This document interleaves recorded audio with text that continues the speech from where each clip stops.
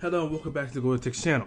Now, there has been a lot of discussion about who can really take the mantle as the face of the NBA, because as we know, LeBron James is quickly becoming old. He's really becoming older. He's really into the latter of his career.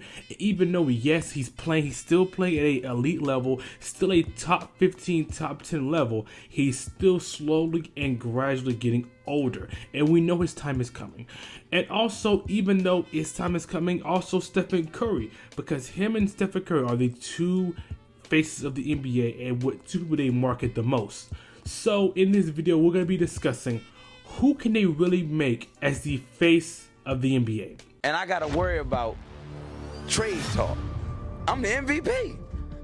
I'm the MVP of this league. The best basketball players in the world.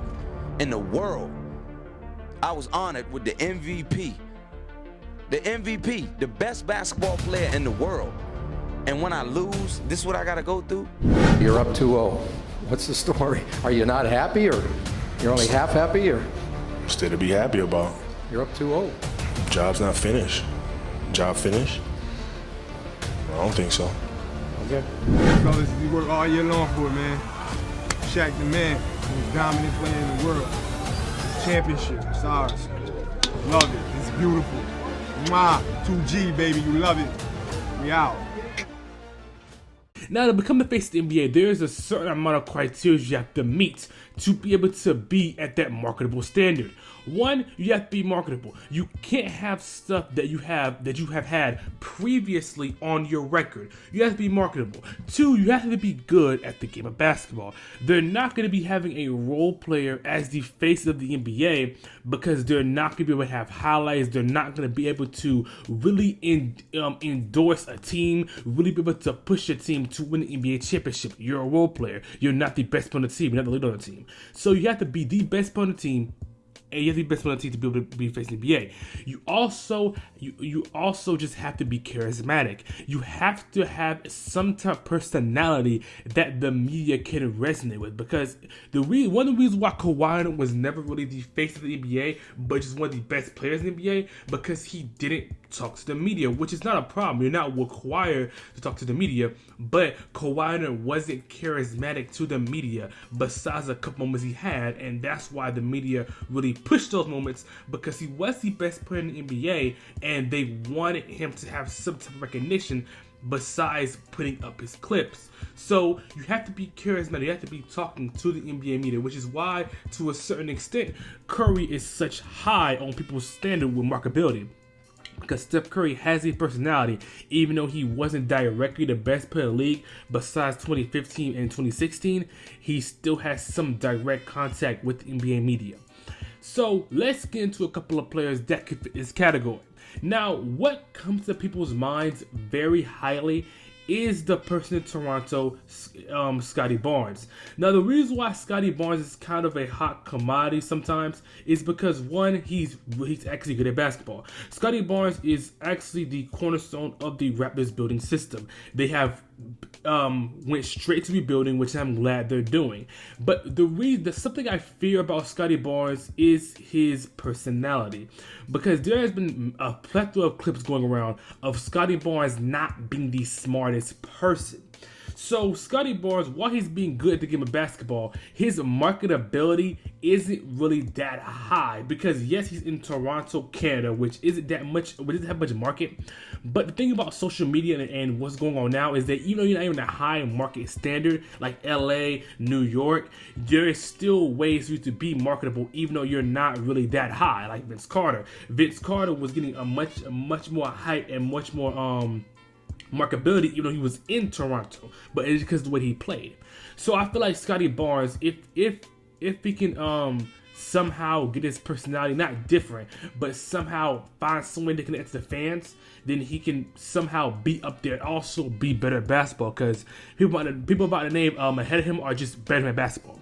So next, let's go to Anthony Edwards. Now, Anthony Edwards is in competition because, one, he has the personality. When Anthony Edwards was in the NBA, he did a plethora of interviews where he showed a personality. He showed off his confidence in himself. He was just real to the fans. there is an interview of him where he's talking to a reporter and he's getting Popeyes, and he's talking about how good Popeyes is and how it relates to him. So the relatability is what connects us to these NBA players. So yes, Anthony Edwards, and also Anthony Edwards is the best player on his team. Objectively, there is no other player better than him on his team. So Anthony Edwards being the best player on his team, he's playing amazing basketball. He was an all-star. He might get an all-NBA selection. That is a good sight for the NBA because he is a very good personality for the team. He's very good at basketball, and he's also very marketable because yes, he's in Minnesota, but he can be very marketable based on his personality, how he plays. So Anthony Edwards could be a good, valuable option. Is Jason Tatum. Now, Jason Tatum is also in this category because one, he's very young and he's leading his Celtics team. Two, that he's trying to lead Celtics to the promised land as he has been to the NBA Finals before, and he might do it again this season. Recording this video, they clinched the playoff berth, the first team in the NBA to do it. So Jason Tatum is also very good, but what stalls him is his marketability with his personality, because he's not really talking that much to me. He does, but not that much as he should. Now, Jason Tatum is very good at basketball. Yes, he is. But his inconsistencies can sometimes get him. That's one. And two, the teams that he's on. Because Jason Tatum has actively been part of the best teams in the NBA for most of his career. So that can also hinder him being the best player in the NBA. But, the face of the NBA. But Jason Tatum is also in that category.